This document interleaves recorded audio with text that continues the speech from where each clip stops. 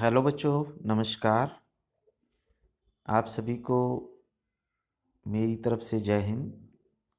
तो प्यारे बच्चों, आज मैं आपके लिए लेके आया हूँ वीडियो जिसमें हम करेंगे कक्षा 8 विज्ञान। और इसमें अध्याय 2 है सूक्ष्म जीव, मित्र एवं शत्रु।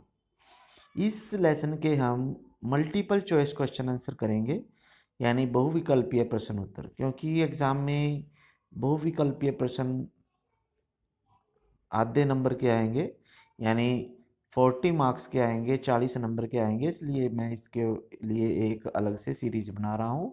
तो आप ये पूरी सभी लेसन्स के छोटे क्वेश्चन इस सीरीज में समझ सकते हैं। तो चलिए शुरू करते हैं। और हाँ बच्चों, अगर आपने ये चैनल अभी सब्सक्राइब नहीं किया तो इसे चैनल सब्सक्राइब ज़रूर कर लें, क्योंकि मेरी कोशिश है कि सभी बच्चे अच्छे अंक लेके पास हों। और आप लोगों के लिए मैं मेहनत कर रहा हूँ ताकि सब ये वीडियो सभी बच्चों के पास पहुँचे, सभी इसका फ़ायदा उठाएं। ठीक है, तो आप इन वीडियो को बार बार देखें ताकि आपके क्वेश्चन याद हो जाएं अच्छी तरह से। तो चलिए शुरू करते हैं बच्चों। तो फर्स्ट क्वेश्चन है आपके पास। तो इसमें है जैसे वर्षा ऋतु में ब्रेड पर सफ़ेद काले धब्बे होते हैं। ठीक है, वर्षा ऋतु में आप देख लेते हो कि कभी रोटी या ब्रेड या कोई खाना जो है अगर कई दिन ऐसे ही पड़ा रह जाता है तो उसके ऊपर सफ़ेद काले धब्बे आ जाते हैं। तो वो किस चीज़ के होते हैं बच्चों? तो वो सूक्ष्म जीव होते हैं और उन्हें हम शैवाल कहते हैं बच्चों, शैवाल। ठीक है, फिर अगला क्वेश्चन है आपके पास बच्चों। इसमें है आपके पास, देखो, चेचक के टीके की खोज किसने की? तो ये देखो मई 2015 में भी आया हुआ है, ये मासिक जो मंथली टेस्ट होते हैं उनमें आया हुआ है। तो चेचक के टीके की खोज बच्चों एडवर्ड जेनर ने की। तो ये आप याद रखेंगे, एडवर्ड जेनर ने चेचक के टीके की खोज की। ठीक है, चेचक पहले बीमारी होती थी, ये बहुत भयंकर बीमारी होती थी। तो उसको ख़त्म करने के लिए एडवर्ड जेनर ने चेचक के टीके की खोज की थी। जैसे आजकल कोरोना वायरस के लिए भी इंजेक्शन आए हुए हैं ना, तो उसी प्रकार से ये भी बीमारी थी। फिर उसके बाद है अगला क्वेश्चन, सूक्ष्म जीवों को मुख्यतः कितने वर्गों में बांटा गया है? तो जो सूक्ष्म जीव हैं उनको हमने 4 वर्गों में बांटा है बच्चों। कितने वर्गों में? 4 वर्गों में। तो 4 वर्ग कौन कौन से हैं? तो वो हैं जीवाणु, कवक, प्रोटोजोआ और शैवाल। तो ये 4 तरह के हैं। तो पांचवा विषाणु होता है, लेकिन सूक्ष्म जीवों को मुख्य 4 रूपों में ही 4 वर्गों में बांटा गया है। अगला क्वेश्चन है बच्चों, फलीदार पौधों की ग्रंथियों में पाया जाता है। तो फलीदार पौधों की ग्रंथियों में राइजोबियम नामक जीवाणु पाया जाता है बच्चों। कौन सा जीवाणु पाया जाता है? राइजोबियम नामक जीवाणु पाया जाता है। ये जीवाणु क्या करता है? जो नाइट्रोजन है उसको नाइट्रेट में बदल देता है और मिट्टी को उपजाऊ बना देता है ये। और ये फलीदार पौधे होते हैं ना, जो जैसे मटर है, या दालें होती हैं, जैसे मसूरी की दाल होती है, तो उनके पौधों में, या सरसों है, इनके पौधों में, पौधों की जड़ों में पाया जाता है ये जीवाणु। फलीदार पौधे वही हैं जिनका फलियां लगती हैं। फिर अगला क्वेश्चन है बच्चों। तो अगले क्वेश्चन में देखते हैं हम क्या है। निम्नलिखित में से कौन सी बीमारी विषाणु से होती है? तो काफ़ी सारी बीमारियां हैं जो विषाणुओं से होती हैं। तो अक्षय रोग है, हैजा है और टाइफाइड है। तो ये तो जीवाणुओं से होती हैं बच्चों। अक्षय रोग, हैजा और टाइफाइड जीवाणुओं से होती हैं। लेकिन विषाणु से जो रोग होता है वो होता है हेपेटाइटिस ए। तो जो बीमारियां इसमें ऑप्शन में दी गई हैं उनमें से हेपेटाइटिस ए ऐसी बीमारी है जो किससे होती है बच्चों? विषाणु से होती है। ठीक है, तो अगर आपके पास क्षय रोग आए, हैजा आए या टाइफाइड आए तो ये जीवाणुओं से होती हैं, जीवाणुओं के कारण होती हैं ये बीमारियां। फिर है मलेरिया परजीवी का वाहक है। मलेरिया परजीवी जो है, यानी मलेरिया जो है मादा एनाफ्लीज मच्छर के कारण होता है। मलेरिया रोग जो होता है वो किस कारण होता है? मादा एनाफ्लीज मच्छर। फिर आगे क्वेश्चन है आपके पास, गेहूं की रस्ट बीमारी जो होती है वो किसके कारण होती है? तो गेहूं में रस्ट नामक बीमारी आ जाती है, तो वो कवक के कारण आ जाती है। किसके कारण आती है? कवक के कारण। तो ये जो ऑप्शन में दिए गए हैं जैसे जीवाणु, कवक और प्रोटोजोआ और वायरस, तो उनमें से कवक से गेहूं में रस्ट की बीमारी आ जाती है।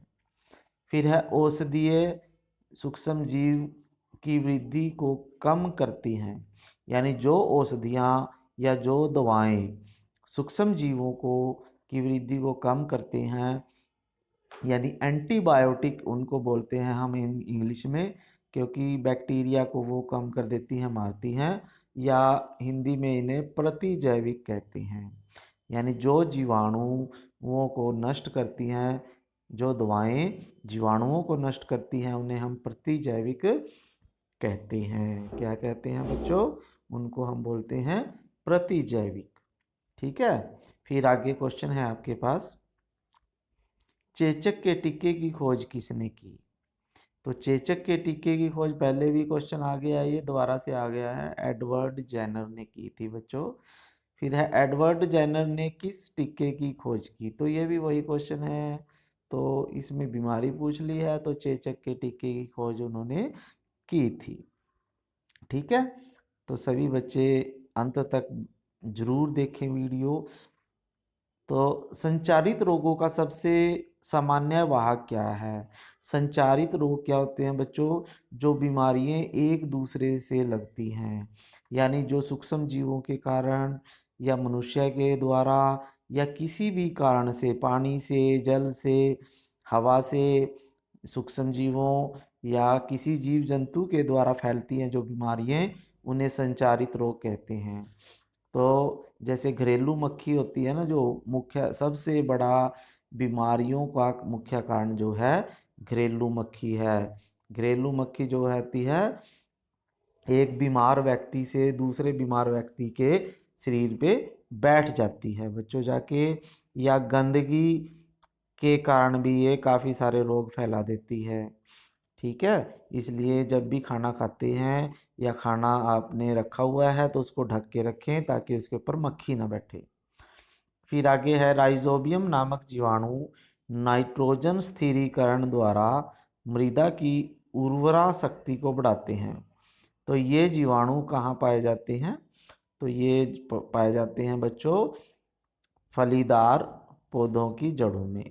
कहाँ पाए जाते हैं? तो ऑप्शन ए जो है आपके पास, फलीदार पौधों की जड़ों में पाए जाते हैं ये मिट्टी को उपजाऊ बनाते हैं, इसे नाइट्रोजन का स्थिरीकरण भी कहते हैं। फिर आगे क्वेश्चन है, कौन सी एंटीबायोटिक है, यानी इनमें से एंटीबायोटिक कौन सी है जो सूक्ष्म जीवों को, जीवाणुओं को नष्ट करने के लिए जो दवाई उपयोग की जाती है? तो वो है बच्चों स्ट्रेप्टोमाइसिन। कौन सी है? स्ट्रेप्टोमाइसिन, टेरामाइसिन, स्ट्रेप्टोमाइसिन, ये सभी क्या हैं? प्रतिजैविक दवाइयाँ होती हैं, एंटीबायोटिक दवाइयाँ होती हैं। फिर आगे है मलेरिया किसके द्वारा फैलता है? तो मलेरिया जो है मादा एनाफ्लीज मच्छर के द्वारा फैलता है, लेकिन यहाँ सूक्ष्म जीव है जो प्रोटोजोआ कैटेगरी में आता है वो। मलेरिया और जो डेंगू है वो दोनों प्रोटोजोआ के कारण फैलते हैं। तो ये बात आपने याद रखनी है, किसके कारण फैलते हैं? प्रोटोजोआ के कारण फैलता है मलेरिया भी और डेंगू भी। तो डेंगू जो है एंडीज मच्छर के कारण फैलता है और मलेरिया मादा एनाफ्लीज मच्छर के कारण फैलता है। फिर उसके बाद है आपके पास बच्चों यीस्ट के उत्पादन में लाभदायक है। यीस्ट जो है अल्कोहल के उत्पादन में लाभदायक होता है। यीस्ट सूक्ष्म जीव है जो अल्कोहल के उत्पादन में सहायता करता है। फिर उसके बाद है पोलियो डैश के द्वारा होता है। जो पोलियो है बच्चों वायरस के कारण होता है। ठीक है, पोलियो पहले हो जाता था लोग बच्चों को, उसमें जो है उनका जो टांग है, जैसे टांग या पैर मुड़ जाते थे, जिसके कारण वो अपाहिज हो जाते थे। लेकिन अब बहुत हद तक इस बीमारी को पोलियो ड्रॉप्स के द्वारा मिटा दिया गया है। फिर है पेनिसिलिन की खोज अलेक्जेंडर फ्लेमिंग ने की थी। पेनिसिलिन, पेनिसिलिन जो टीका है या दवाई है, इसकी खोज अलेक्जेंडर फ्लेमिंग ने की थी। ये आपने याद रखना है, इम्पोर्टेंट क्वेश्चन है बच्चों। फिर है लैक्टोबैसिलस में पाया जाता है। लैक्टोबैसिलस, लैक्टोबैसिलस किस में? दूध और दही में पाया जाता है बच्चों ये सूक्ष्म जीव है जो लैक्टोबैसिलस, तो ये दूध और दही, पनीर, इन सब में पाया जाता है। यानी दूध या दूध से बने हुए सामान में ये दही पाया जाता है, लैक्टोबैसिलस जीवाणु। किण्वन की खोज किसने की थी? तो किण्वन की खोज जो है बच्चों लुई पास्चर ने की थी। किण्वन की खोज लुई पास्चर ने की थी। किण्वन में क्या होता है? किण्वन एक ऐसी प्रक्रिया है जिसमें जटिल पदार्थ टूट कर छोटे पदार्थों में परिवर्तित हो जाते हैं, उसे किण्वन प्रक्रिया कहते हैं, और इस क्रिया को सूक्ष्मजीव करते हैं। फिर है क्षय रोग द्वारा फैलता है। क्षय रोग जो है वायु के द्वारा फैलता है बच्चों। किसके कारण फैलता है? वायु के द्वारा फैलता है क्षय रोग। फिर उसके बाद है ये सूक्ष्म जीव से होता है और बैक्टीरिया के कारण होता है, जीवाणु के कारण होता है। फिर है हैजा, किसके द्वारा फैलता है? हैजा जो होता है वो गंदे पानी और गंदा भोजन जब हम खा लेते हैं तो उससे हमें हैजा रोग हो सकता है। ठीक है बच्चों, तो हैजा जो है गंदा पानी और भोजन के सेवन से होता है, इसलिए पानी को हमेशा साफ करके उबाल के पीना चाहिए। फिर है गेहूं में रस्ट, अब पहले भी क्वेश्चन आया था, ये कवक के कारण होता है। ठीक है, निम्न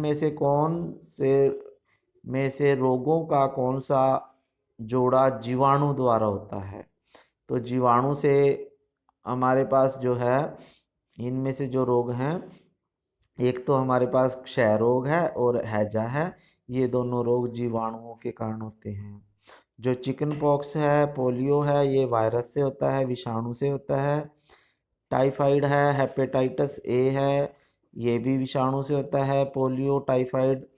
ठीक है, ये भी इसमें टाइफाइड जो है वो होगा जीवाणु से, लेकिन जोड़ा दोनों में होना चाहिए, तो दोनों जीवाणु से होना चाहिए, तो क्षय रोग और हैजा जो है जीवाणुओं से फैलते हैं। फिर है वायुमंडल में नाइट्रोजन कितने प्रतिशत है बच्चों? 78% है। 78% जो है नाइट्रोजन है, 21% ऑक्सीजन है, और बाकी 1% जो है वो बाकी गैसों में आती हैं। निम्न में से कौन सा संचरणीय रोग है? यानी जो वायु के द्वारा, पानी के द्वारा या सूक्ष्म जीवों के द्वारा फैलते हैं, तो वो हैजा भी है, जुकाम भी है, चिकन पॉक्स भी है, तो ये सभी आ जाएगा इसमें, तो डी ऑप्शन इसका है, ये सभी। फिर है आपके पास बैसिलस एंथ्रासिस से एंथ्रैक्स रोग होता है, इस जीवाणु की खोज किसने की? तो बैसिलस नामक जीवाणु है जो, जिसे एंथ्रैक्स रोग होता है, तो वो की खोज रॉबर्ट कोच ने की है बच्चों। किसने की है उसकी खोज? रॉबर्ट कोच ने की है। ठीक है, आगे है आपके पास क्वेश्चन, निम्न में से कौन सा रोग, निम्न में से कौन सा रोग, निम्न में से कौन सा रोग वायरस द्वारा नहीं होता? तो ये मलेरिया है, जब बच्चों मलेरिया प्रोटोजोआ से होता है, तो ये आपने याद रखना है। फिर उसके बाद है नींबू कैंकर के द्वारा होता है। नींबू कैंकर किसके द्वारा होता है बच्चों? तो ये होता है जीवाणुओं के कारण। नींबू में कैंकर रोग हो जाता है, तो ये जीवाणु के कारण होता है। फिर अगला एक और क्वेश्चन है, साधारणतः मांस मछली को नमक के द्वारा परिरक्षित किया जाता है, तो इस खाली स्थान में नमक आएगा, ये आपने करना है। ठीक है बच्चों, तो आज की वीडियो में इतने ही क्वेश्चन लेके आया था आपके लिए। और आपने अगर चैनल सब्सक्राइब नहीं किया तो सब्सक्राइब कर लीजिए बच्चे, और अपने दोस्तों को भी इस वीडियो को शेयर करना है। और अगर आपको ये वीडियो अच्छी लगी है तो इसे आपने लाइक भी करना है। ठीक है बच्चों, फिर मिलेंगे नई वीडियो के साथ। तब तक के लिए जय हिंद।